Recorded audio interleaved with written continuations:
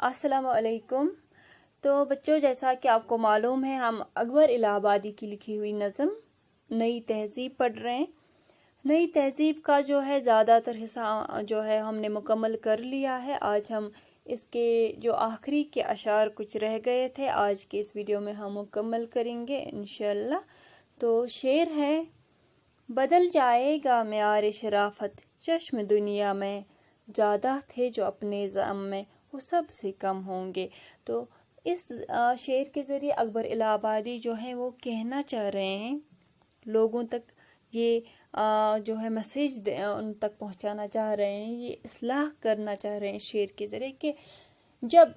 ہمارا رجحان جو ہے وہ مغربیت کی طرف زیادہ مائل ہو جائے گا، ہم مغربیت کو زیادہ اپنائیں گے اپنی روزمرہ زندگی میں، اپنے تہذیب و تمدن کو چھوڑ کے، تو اس سے کیا ہوگا کہ جو ہمارا شرافت کا معیار ہے وہ گر جائے گا، ہماری شرم و حیا جو ہے وہ ختم ہو جائے گی، ہماری آنکھوں میں شرم نہیں رہے گی، حیا نہیں رہے گی، سب ختم ہو جائے گا، اور جس کا ہم نے وہم و گما تک نہیں کیا ہوگا وہ کچھ تبدیلی ہو۔ تو اگلا شعر ہے: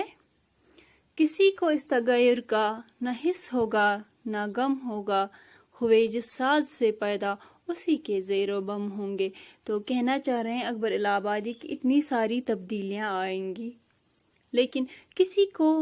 اس تبدیلی کا کوئی احساس نہیں ہوگا، کسی کو اس تبدیلی کا کوئی غم نہیں ہوگا، اپنا جو کچھ بھی ان کے پاس اپنا تھا اس کو کھونے کا اور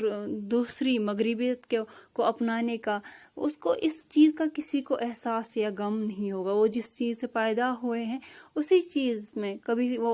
ڈوب جائیں گے تو کبھی ابھر جائیں گے، لیکن اس کے باوجود بھی ان کو اس کا احساس نہیں ہوگا۔ اب آخری شعر ہے اس نظم کا: تمہیں اس انقلاب دہر کا کیا غم ہے اے اکبر،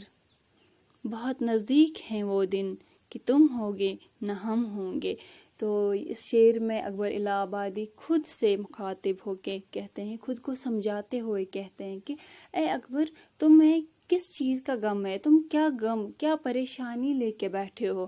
کہ یہ جو انقلاب دہر یعنی دنیا میں جو یہ انقلاب آ رہا ہے، ریولیوشن آ رہا ہے، چینج آ رہی ہے، تم اس کے غم کو لے کے کیوں بیٹھے ہو، جبکہ تمہیں معلوم ہی نہیں ہے کہ وہ دن بہت نزدیک ہے کہ تم یہ سب کچھ جو ہے دیکھنے کے لیے اس دنیا میں موجود نہیں ہوں گے۔ تو اس کے ساتھ ہی جو ہے ہماری جو ہے آج کی نظم نئی تہذیب اکبر الہ آبادی کی لکھی ہوئی مکمل ہو گئی۔ تو